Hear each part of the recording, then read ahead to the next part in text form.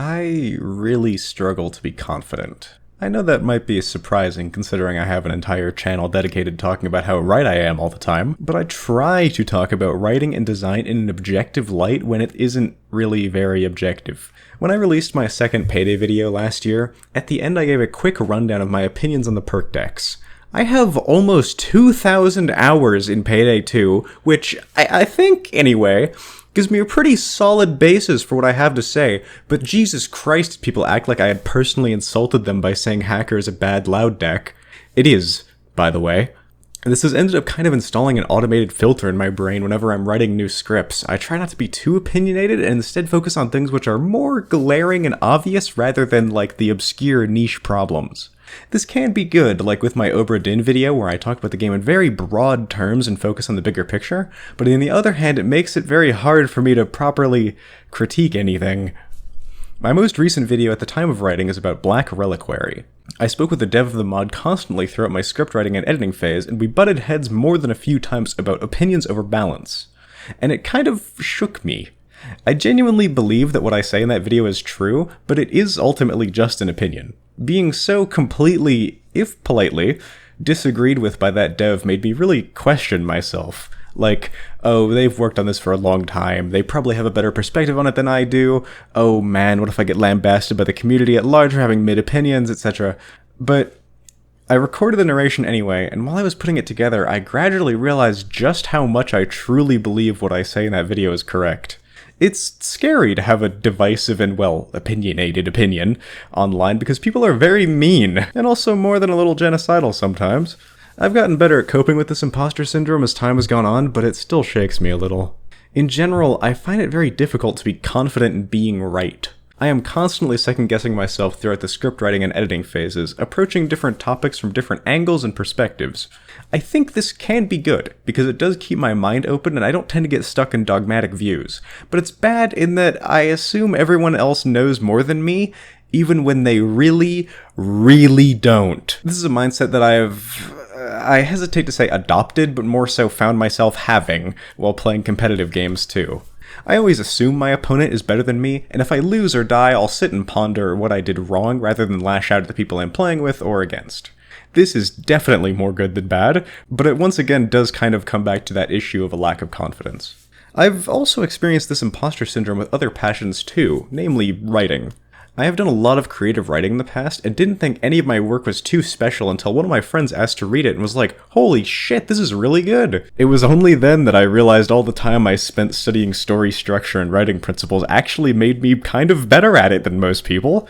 The absolute most important one in any piece of work, in my opinion, is Chekov's gun. All media should follow this rule. If you show something or specify a detail, it has to be relevant later. Thank you, Windows Defender Summary. I find this has helped me make more concise scripts that don't repeat themselves ad nauseum, which, frankly, is something more people need to do. And in turn, it keeps them constantly engaging. It's not something that people universally like, though, and I do get that. Tolkien is one of the best writers of all time, but Jesus Christ if he and Chekov did not see eye to eye. I cannot sit through any of his books, but I can acknowledge that they are incredible works of art. Personally, when I'm reading or writing a story, I want to be told the most relevant information and literally nothing else. I don't need character descriptions, I don't need to know what smells are present, I want to know who is doing what and why. That's it. Someone pointed out to me about a year ago that Samira has green eyes, and that made me realize just how much people focus on details that I could not give less of a shit about. I have no idea what eye colors people have, because I don't care. If someone is described in a novel as a bodybuilder, then they better oryx their way through some goddamn walls. Super flowery descriptions are the bane of my goddamn existence. I don't want to be told how people move in a metaphor where they're likened to the wind, or vivid descriptions of how places look. My mind will make up those details, and you're wasting space on the paper and my time. I believe the point of a story is to tell a fucking story, not bore me with the history of engraving in your setting. See, this is kind of scary and perhaps a touch out of character for me to take such a definitive stance on a topic, but I have come to this conclusion after reading and writing shit for 20 years. Young me didn't hate The Outsiders because the setting or characters, they hated it because it's written like a dementia-riddled grandpa trying to recount a story. I don't give a flying goddamn fuck how the water tastes. Stop wasting my time! You know how Yahtzee goes on and on about the primary gameplay loop being the most important thing in games? In writing, what is actually fucking going on should be the absolute most important detail, and everything around that is like flavoring. Think about it like this. When you're telling a story, you want to first engage the brain, and then secondarily engage the five senses. The details of what's going on is the most important part of your work, and how you describe that is secondary. Adhering to Chekov's gun always makes your work feel cohesive and wasteless, and as everything is important, the reader isn't left to wonder if details are completely meaningless or will be relevant in 7 chapters' time. It's universal, too, whether it's a novel, an article, a Discord DM, a D&D campaign, or a YouTube video. If you want to convey a message, don't bog people down with unimportant, irrelevant shit. If in my D&D game I mention that a character is married with a husband and kids, you just know that some shit has or will happen to their family.